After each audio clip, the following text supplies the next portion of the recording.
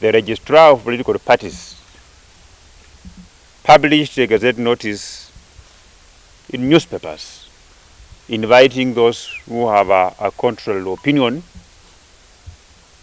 to write to her stating so.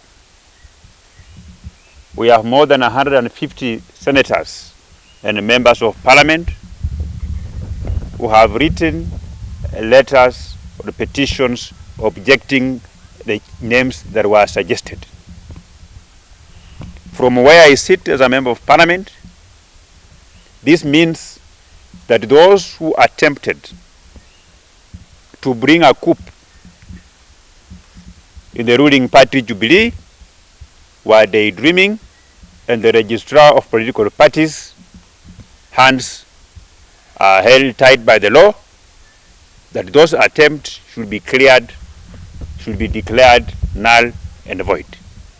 Because we have more than 150 members of parliament, more than 30 Kenyans of goodwill who have written to the registrar of political parties declaring that whatever Murathe and his group and other characters were doing was against the law.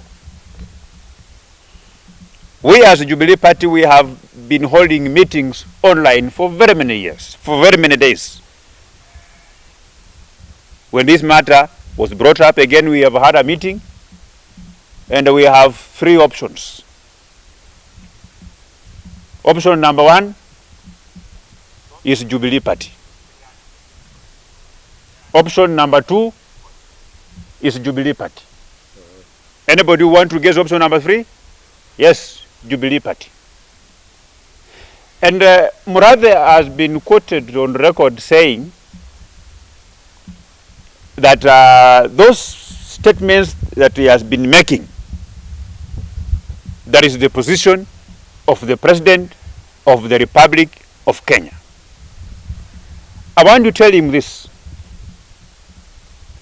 When various affiliate parties were folded into Jubilee Party, the idea of President Uhuru Kenyatta and his deputy was to form a one national party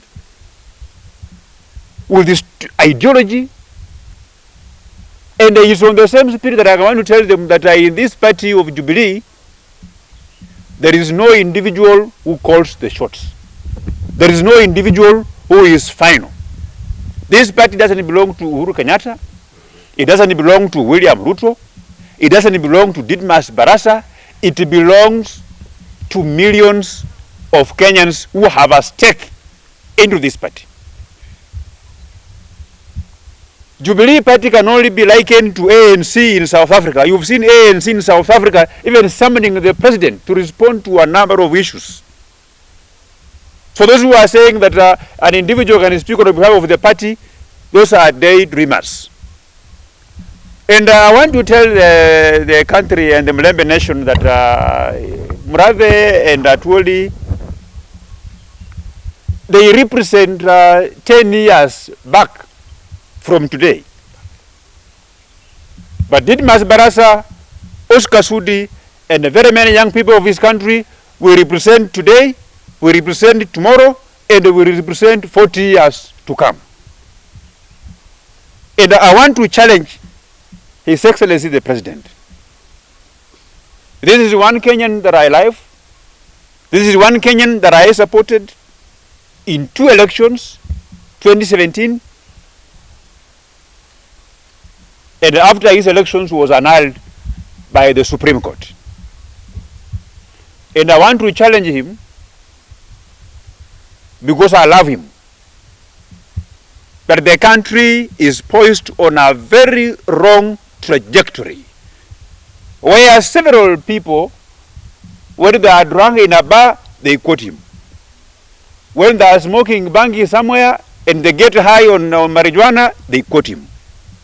I want the president to come open and say and denounce those characters. They are injuring his reputation as the president and the commander-in-chief of the Republic of Kenya. It's reasonable for a drunkard, for someone who is high on marijuana to quote the commander-in-chief, the head of state, on statements that are frivolous and garbage.